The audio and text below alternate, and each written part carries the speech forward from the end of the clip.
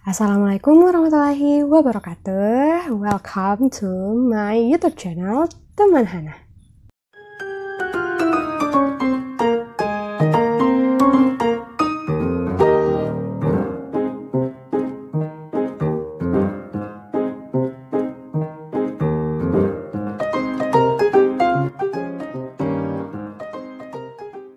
Oke teman-teman, kali ini aku balik lagi setelah beberapa minggu, bahkan mungkin 2 bulan lebih nggak nge-share lagi di YouTube, nggak ngeposting video apapun di YouTube. Aku balik lagi dikarenakan aku baru habis lahiran nih, jadi agak riweh dikit ya karena mama baru istilahnya. Nah sekarang kebetulan anak aku udah nggak rewel lagi, jadi aku bisa buat konten YouTube lagi buat kalian. Nah, di video YouTube aku kali ini, aku akan ngebahas apa aja sih alasan orang-orang memilih menjadi PNS. Ada juga sih yang masih memilih jadi pengusaha atau bekerja di perusahaan swasta atau bekerja di tempat lainnya, memilih membuka lapangan kerja baru buat orang-orang. Nah, di sini ada beberapa alasan yang aku bisa simpulin dari beberapa orang-orang terdekat, termasuk dari baca-baca postingan. Kenapa sih orang memilih jadi PNS? Kenapa sih ngebet jadi PNS? Yuk simak videonya sampai habis. Alasan yang pertama yaitu masalah gaji. Nah, kebanyakan orang mikirnya kalau menjadi PNS itu gajinya akan terjamin tentunya, karena gaji PNS itu minimal sekitar 1,5 jutaan untuk pemula atau yang baru masuk jadi pegawai negeri. Nah, kalau misalnya kita udah naik golongan nih teman-teman, gaji kita juga bakal naik. Dan juga seiring masa kerja kita, gaji seorang PNS pun bisa menjadi lebih naik lagi. Nah, itu adalah alasan pertama kenapa orang-orang memilih menjadi PNS. Alasan kedua, beberapa orang memilih jadi PNS karena alasan gajinya bisa sampai 14 kali dalam setahun diterima. Nah, kalau kita hitung-hitung dalam setahun hanya ada 12 bulan ya. Tapi untuk PNS hampir setiap tahunnya akan menerima 14 kali gajinya secara utuh. Itu selain 12 bulan, kita juga akan menerima gaji pada saat menjelang Hari Raya Idul Fitri dan gaji ke-14 sebelum semester baru tiba atau kenaikan kelas ya istilah anak-anak. Nanti itu akan diberikan sekitar bulan Juli menjelang keluarga kita atau anak kita masuk sekolah lagi. Alasan yang ketiga, karena beberapa PNS memiliki atau mendapatkan tunjangan, apalagi PNS-PNS yang berada di kementerian contohnya. Nah, PNS-PNS yang mendapat tunjangan ini menjadi kabar membahagiakan setiap bulannya tentunya. Jadi nggak hanya gaji pokok yang tadinya hanya 14 kali dalam setahun, tapi ternyata tunjangan PNS juga dibayarkan. Nah, tunjangan PNS ini udah diatur di Undang-Undang Nomor 15 Tahun 2014 mengenai pembahasan tunjangan ASN yaitu PNS. Jadi aku bahas di video selanjutnya kira-kira instansi mana aja yang memiliki tunjangan-tunjangan tinggi di pemerintahan. Jadi stay tune ya. Selanjutnya, kelebihan dari seorang PNS adalah mendapatkan tunjangan kesehatan. Jadi bagi PNS nih, tunjangan kesehatan itu ditanggung, baik itu diri sendiri, suami atau istri, pasangan kita, dan juga anak kita. Jadi kalau nggak salah nih, yang ditunjang untuk mendapat tunjangan kesehatan itu suami atau istri dan juga 2 anak dari seorang PNS. Jadi lumayan kan bisa menghemat pengeluaran kita untuk jaminan kesehatan. Kalau istilahnya sekarang BPJS atau kartu KIS, kita udah di cover oleh pemerintah. Alasan selanjutnya adalah karena adanya jaminan pensiun. Jadi setelah seorang PNS pensiun, itu akan dibayarkan gaji setiap bulannya, walaupun tunjangannya udah nggak ada lagi, tapi setidaknya si mantan PNS ini masih menerima gaji pokok utuh pada saat mereka udah memasuki masa pensiun. Alasan selanjutnya adalah karena jenjang karir kita itu jelas ya jika jadi PNS. Jelas dan juga panjang masanya, dimana ketika kita masuk menjadi seorang PNS itu akan juga ditentukan tingkat eselon kita. Jadi tingkat pendidikan kita yang kita daftar sesuai dengan kualifikasi yang dibutuhkan. Misalnya saya nih daftar calon dosen yang kualifikasi pendidikannya yaitu S2. Nah, karena kualifikasi S2, jadi aku golongannya itu langsung di golongan 3B, dan itu gajinya beda sama golongan yang tamatan SMA atau tamatan S1 saja.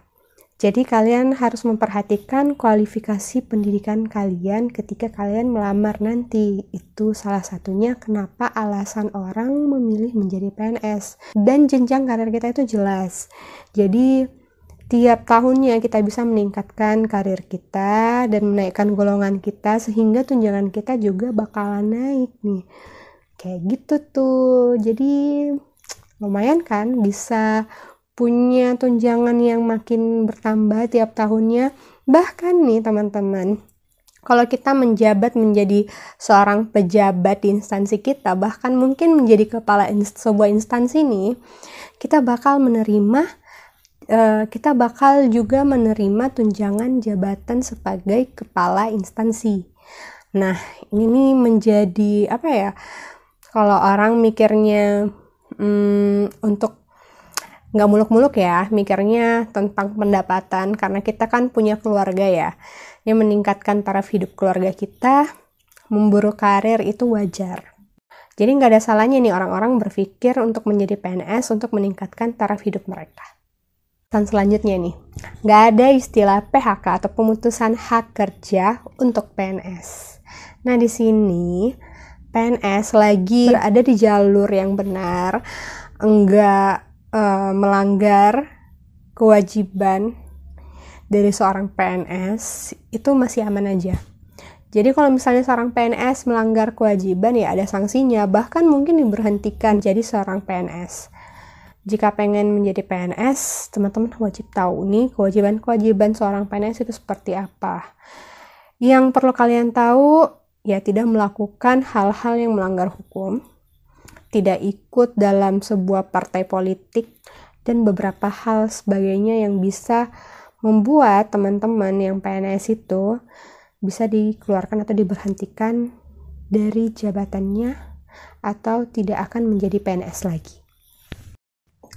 Selanjutnya, PNS itu jam kerjanya udah pasti. Jadi beberapa instansi udah menetapkan jam kerjanya, kayak aku nih masuknya 7:30 di hari yang sebelum pandemi ya, masuknya jam 7:30 pagi dan pulang jam 4 sore. Kecuali di hari Jumat, kami masuknya jam 7:30 pagi tapi pulangnya lebih lambat yaitu 4:30 sore. Nah ini waktunya udah dipastiin atau ditentukan oleh pihak instansi masing-masing. Jadi nggak ada perlu khawatir lagi kalau kita punya kegiatan di luar, misalnya malam atau sore hari, ya bisa diatur lagi. Kita bisa mungkin jualan sampingan mungkin. Jadi teman-teman, sebagai PNS kita nggak ketutup kemungkinan untuk membuka usaha-usaha kecil di rumah misalnya. Jadi pasca kita bekerja sebagai PNS, kita bisa membuka sampingan, usaha sampingan di rumah, misalnya jualan online juga boleh. Itu asal tidak mengganggu kewajiban kita sebagai PNS. Berhubung aku nyinggung tadi nih kalau teman-teman yang menjadi PNS bisa membuka usaha-usaha bisnis kecil-kecil, mulai dari kecil-kecilan. Jadi, waktu luang seorang PNS itu menjadi suatu alasan kenapa orang-orang memilih menjadi PNS. Waktu luangnya udah pasti nih, di weekend teman-teman yang PNS bisa membuka usaha-usaha atau melaksanakan usaha-usaha, merintis usaha-usaha dari kecil hingga mungkin menjadi besar. Tapi seorang PNS ini punya batasan-batasan dalam membuka usaha. Jadi ada beberapa batasan PNS yang harus kita ketahui sampai di mana usaha kita bisa berkembang dan kita menjabat sebagai apa di dalam usaha kita itu. Yang selanjutnya ini menjadi banyak alasan buat orang kenapa pengen jadi PNS, yaitu urusan cicil-mencicil atau hutang-menghutang di bank. Jadi dengan SKPNS mereka bisa menjadikan jaminan ya teman-teman. Kebanyakan teman-teman PNS itu menjadikan jaminan SK mereka untuk mengambil cicilan, misalnya cicilan rumah, kendaraan, atau yang lainnya. Jadi karena adanya SKPNS ini bisa menjadi jaminan buat pinjaman di bank dan itu kebanyakan diterima oleh bank. Sebelum kita lanjut nih, yang teman-teman mau belajar bareng tentang CPNS, yuk gabung di Telegram Info CPNS 2021, di mana kita akan membahas bareng-bareng soal SKD sampai SKB untuk CPNS tahun 2021. Dan ini Telegramnya, kalian bisa lihat udah 2000-an anggota di dalamnya, dan itu kita bisa diskusi bareng untuk ngebahas soal-soal SKD maupun SKB nantinya. Nah, ini nih contohnya. Enak kan kalau kita diskusi bareng, terus di dalamnya juga ada admin yang sebagai mentor yang nge-share soal-soalnya dan juga ngebantu kita dalam menjawab soal-soalnya itu kayak apa. Nah, teman-teman juga bisa melihat medianya, isinya kayak apa, itu bentuk-bentuk soal, lalu ada berkas-berkas kayak e-book CPNS. Di sini juga si admin nge-share e-book yang bisa kita download. Kita buka ya.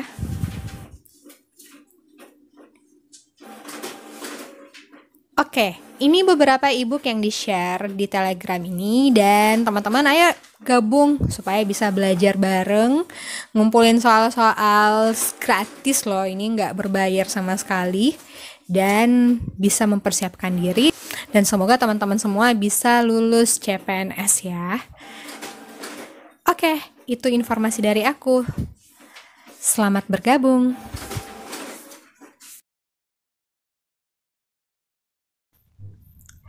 Alasan berikutnya.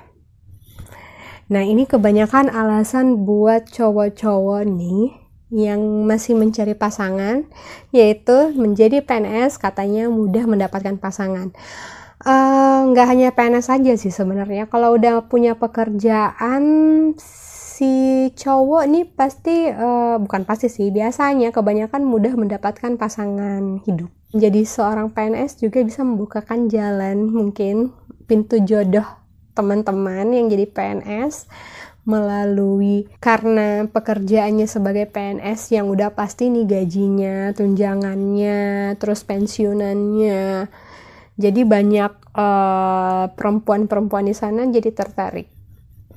Mungkin ya. Selanjutnya, ternyata nggak hanya cewek-cewek aja nih atau cowok-cowok yang ngeburu para PNS menjadi pasangannya.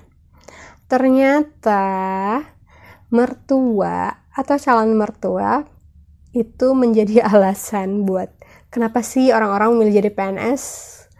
Banyak orang yang bangga kalau menantunya adalah seorang PNS. Itu salah satu alasannya. Mungkin karena sering ditanya kali ya sama teman-teman dari calon mertuanya, emangnya calon si Mawar kerja di mana? Ya dengan bangganya si calon mertua jawabnya kayak gini, dia seorang PNS nih di kantor ini nih.